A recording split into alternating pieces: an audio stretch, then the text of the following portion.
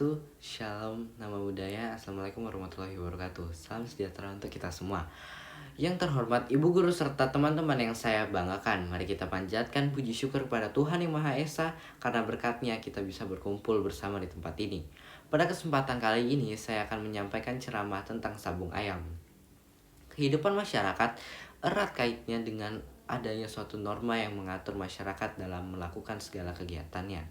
Norma yang memiliki sifat mengikat setiap anggota masyarakat selayaknya wajib dipatuhi agar terciptanya kehidupan yang aman, tentram, dan damai.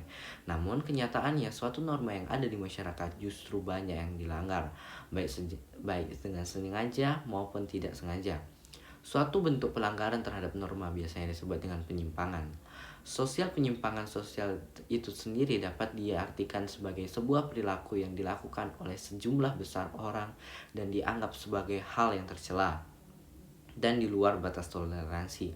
Berbagai bentuk penyimpangan sosial yang terjadi di Indonesia, salah satunya yaitu judi. Judi bukanlah bentuk permainan baru yang dikenal di Indonesia. Namun, judi sudah ada sejak dulu dan terus berkembang seiring dengan perkembangannya zaman. Perkembangan permainan judi sangat digemari dan marak dilakukan oleh masyarakat Indonesia. Judi dikenal dengan suatu permainan yang menguntungkan, namun sebagian masyarakat beranggapan bahwa judi merupakan suatu bentuk permainan yang membuat orang malas untuk bekerja. Berdasarkan data yang didapat dari BPS menyebutkan bahwa tingkat perjudian di Indonesia pada tahun 2012 mencapai 9.767 kasus dan 2013 mencapai 1.955 kasus. Hal tersebut menunjukkan bahwa setiap tahunnya kasus perjudian sudah mengalami penurunan. Walaupun masih banyak ditemui perjudian di Indonesia, penurunan tersebut tidak berdampak besar bagi masyarakat. Secara umum, masyarakat masih menganggap tindak judi sebagai tingkah laku yang tidak susila. Hal tersebut disebabkan oleh akses-aksesnya yang buruk dan merugikan, khususnya merugikan diri sendiri dan keluarganya. Berbagai dampak yang ditimbulkan oleh judi tidak membuat eksistensi judi di mata masyarakat menghilang.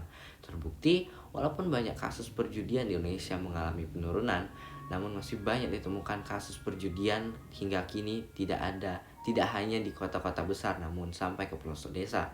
Terlepas dari berbagainya pendapat pro maupun kontra terhadap permainan judi, perilaku berjudi menjadi bahan menarik untuk dikaji lebih lanjut. Mengingat perilaku judi sangatlah sulit untuk diberantas atau dihilangkan di kalangan masyarakat. Mengambil resiko dalam menghadapi ketidakpastian dalam dunia permainan judi menjadi daya tarik tersendiri dalam permainan ini. Sabung ayam adalah permainan mengadu dua ekor ayam dalam sebuah kalangan atau arena. Biasanya ayam-ayam akan dihadu hingga salah satu dari dirinya ada yang kabur atau kalah, bahkan hingga mati.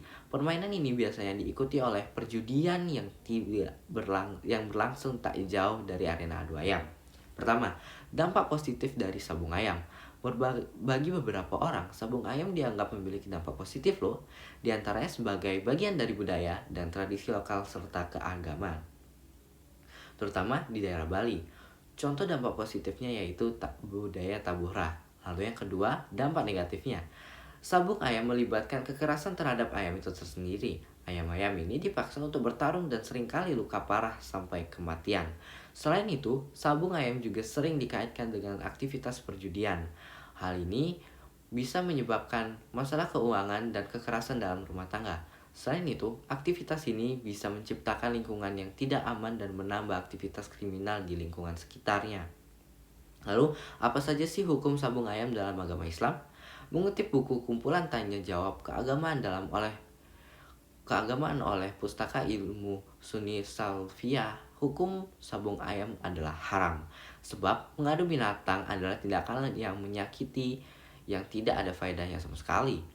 Permainan ini hanya dilakukan untuk kesenangan semata. Hal serupa disampaikan oleh Syekh Ibrahim Al-Bajuri dalam kitabnya yang berjudul Al-Bajuri. Beliau menyebutkan bahwa sesungguhnya akad adu domba dan adu ayam adalah haram secara mutlak. Sebab ini adalah perbuatan bodoh dan termasuk perbuatan menyerupai kaum Nabi Lut yang dibinasakan Allah karena dosa-dosanya. Lalu, dalam agama Hindu, Taburah merupakan sebuah tradisi sakral di Bali yang berkaitan erat dengan upaya yajnya, yaitu buta yajnya. Namun, yang sering kali kita temui tradisi ini dijadikan kedok perjudian sabung ayam atau tajan. Berangkat dari kondisi tersebut, ada pun permasalahan yang perlu kita ketahui, yaitu tentang judi tajan atau sabung ayam dalam Kitab Manawa Dharma Sastra dengan tujuan agar memberikan pemahaman pada masyarakat bahwa dalam ajaran agama Hindu tajan merupakan hal sesuatu yang dilarang karena mengandung unsur judi serta bertentangan dengan ajaran ahimsa, yaitu tidak menyakiti makhluk hidup, yaitu manusia dan maupun binatang. Adapun faktor penyebabnya dilatar belakangi oleh faktor psikologi, ekonomi, penegak hukum. Akibat hukum perjudian sabung ayam mengakibatkan salah satu fungsi hukum sebagai alat kontrol sosial tidak berjalan efektif karena masih maraknya terjadi perjudian sabung ayam. Maka dari itulah perlu adanya pemahaman judi yang terdapat dalam Manawa Dharma Sastra Sloka 221 sampai dengan 228. Lalu dalam hukum Indonesia, kebijakan hukum pidana dalam menanggulangi perjudian sabung ayam yang akan datang. Penulisan hukum ini menggunakan metode pendekatan yuridis normatif. Metode pendekatan yuridis normatif yaitu suatu pendekatan yang memiliki hukum dalam perspektif hukum positif. Penelitian dengan pendekatan yuridis normatif artinya permasalahan yang ada diteliti berdasarkan peraturan perundang-undangan yang ada dan literatur-literatur yang ada di kaitannya dengan permasalahannya. Perjudian merupakan salah satu tindak pidana delik yang meresahkan masyarakat.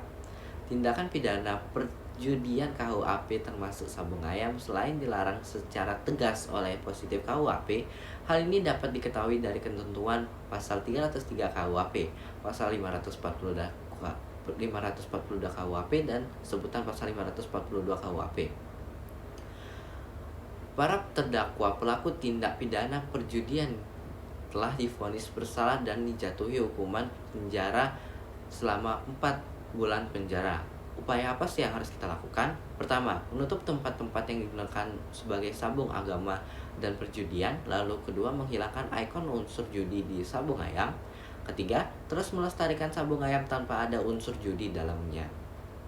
Lalu kesimpulan dari ceramah saya, sabung ayam adalah topik yang sangat kompleks dengan argumen pro dan kontra yang kuat, namun kita harus ingat bahwa perlindungan terhadap ayam, khususnya ayam.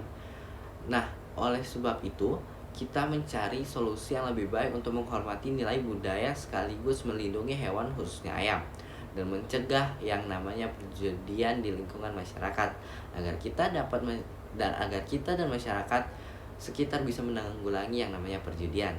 Sebelum saya mengakhiri ceramah ini, saya ingin mengucapkan terima kasih yang banyak sebesar-besarnya kepada ibu guru dan teman-teman yang sudah sempat untuk menonton video ini sampai saat ini.